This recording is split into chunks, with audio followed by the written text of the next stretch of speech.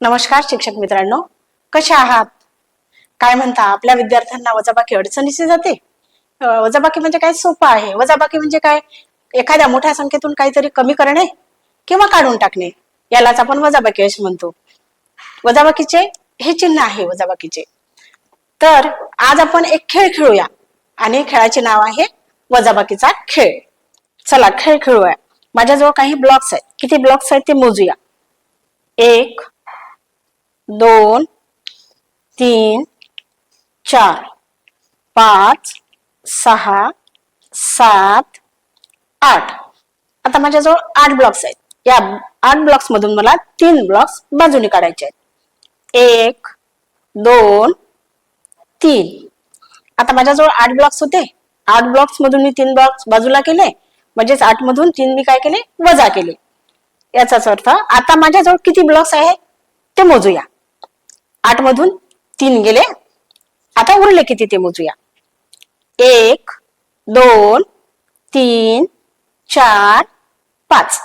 आता 8 ब्लॉक्स होते, त्यातून 3 बाजूला सारले, उरले माझ्याजवळ 5. आता यालाच आपण वजाबाकी असे म्हणतो. 8 वजा 3 बरोबर 5. आहे की नाही सोपं? पुन्हा असाच एक खेळ खेळूया. आता ही माझ्याजवळ मणीमाळ आहे. यातले काही मणी मी बाजूला करते.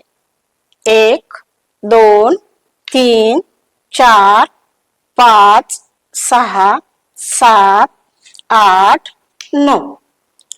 बघा आता काय केलं मी? यातले 9 मणी बाजूला सारले आहे. ते या 9 मण्यामधून मला 4 मणी आणखी बाजूला सारायचे आहे. 1 2 3 4. आता या बाजूला किती मणी आहेत ते मोजूया का? 1 2 3 4 5. माझ्याजवळ 9 मणी होते पहिल्यांदा, मी त्याच्यातून 4 मणी बाजूला सारले, आता उरले माझ्याजवळ 5. याचाच अर्थ 9 मधून 4 गेले तर 5 उरतात. 9 वजा 4 बरोबर 5. किती सोपं आहे. आता एक तिसरा आणि मजेशीर खेळ खेळूया का? ही आहे जादूची पेटी. या जादूच्या पेटीमध्ये मी काही गोळे टाकणार आहे. 1 2 3 4 5 आणि 6. या जादूच्या पेटीमध्ये मी 6 गोळे टाकलेले आहेत. आता या 6 गोळ्यामधून मला 2 गोळे काढायचे आहेत. 1 2.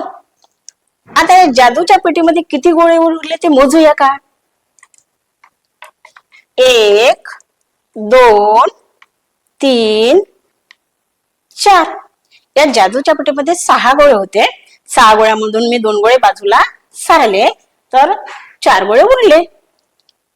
याचाच अर्थ 6 वजा 2 बरोबर 4.